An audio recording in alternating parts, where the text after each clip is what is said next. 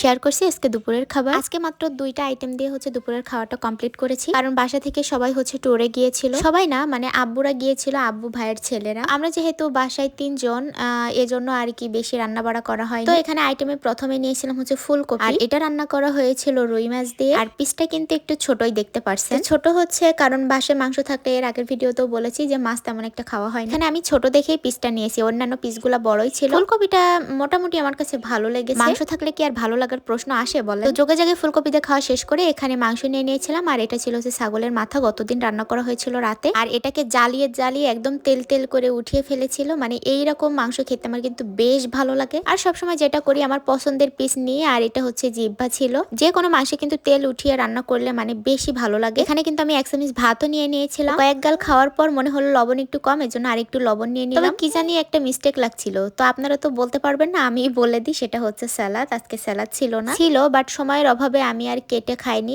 যেহেতু আমার বাচ্চা কান্নাকাটি করছিল, কারণ ওকে অনেকক্ষণ খেতে দেয়নি, এজন্য স্যালাড কেটে মেখে তারপরে খাইতে গিয়ে অনেক সময় চলে যাবে, আর কি স্যালাড ছাড়াই খেয়ে নিয়েছি। আলহামদুলিল্লাহ, এই ছিল আমার আজকে দুপুরের খাবার।